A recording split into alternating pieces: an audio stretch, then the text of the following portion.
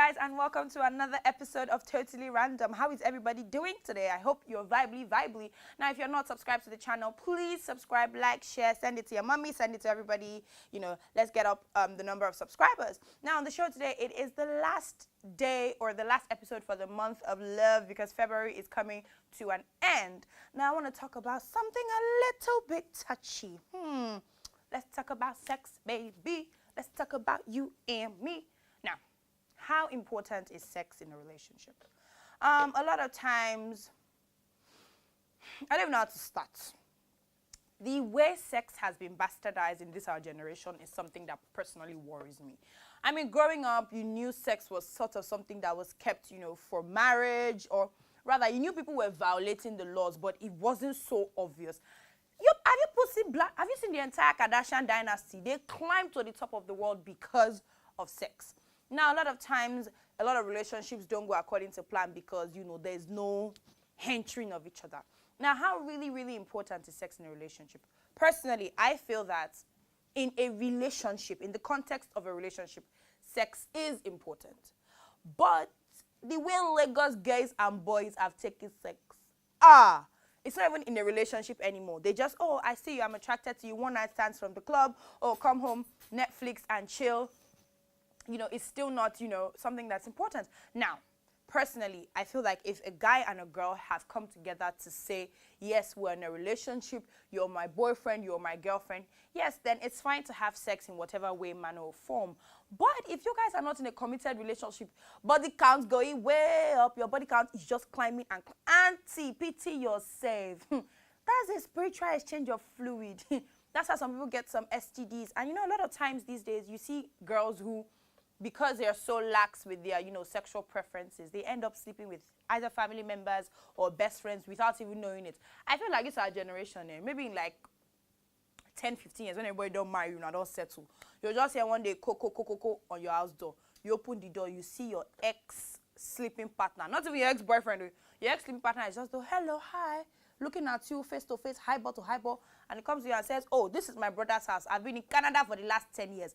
So basically, you have slept with your brother's husband. What's your aim?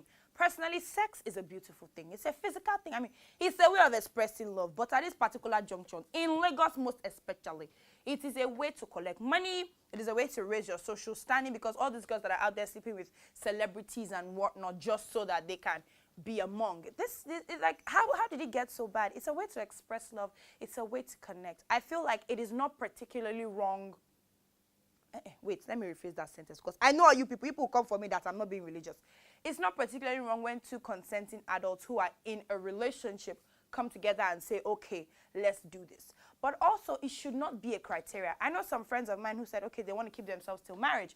And that's beautiful. That's fine. I'm not, a huge fan of that because you now marry the guy. Maybe the boy is like 6'4", his shoe is size 47, but on the wedding night, people now reach there and his apparatus is like size 5. You are stuck with, you have married him, bye. I believe in, testing the waters. I did not say go to the middle of the ocean, no. Test the water. Not that when you are getting married, your body count will be like 200 people. No, it feels like 5 or 10. Okay, you've been in serious relationships and obviously those things happen fine.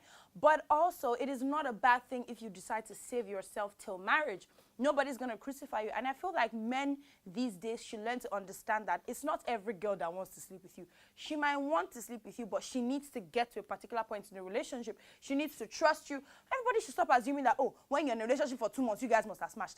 No, you have a right to say, okay, after 1 year, if I'm still feeling your vibe, if I'm still feeling you like this, then good, we can have sex. But it should not be a criteria to say, I'll break up with you if you're in a relationship and you don't have sex. It is not your birthright, my darling. If you have not gone to my village and spoken to my father and broken cola nut, technically, you have no right to demand sex of me. So yeah, guys, I feel like it is important. It's also not, it's important where, okay, it's a way to connect, it's a way to express your love. It's something that over the years has become like the norm. Doesn't make it particularly right. You also have the ability or the power to say no. It's not by force. And please, our aunties in Lagos, let's have a talk. You're in the club, have a nice, sexy dress on, body looking banging and all not. So a guy walks up to you, you look at him, oh, he's attractive. Okay, you guys talk, you guys banter. You obviously know what he wants. Now, two options. One, point blank, oh, hi, I think you're interesting. We should hang out some other time. You do that and you go to your house. You know that, okay. But auntie, if you have given your phone number, you have entered his vehicle, subconsciously, that is consent. You have agreed. Because all this time I'm sitting on Joro, we got to his house. I gave him a head, but he raped me. Hello? Giving him head is a prelude or something. Baba will definitely want to hit that. So how is that rape? So I feel like in issues of sex, give your consent 100 or don't give your consent 100.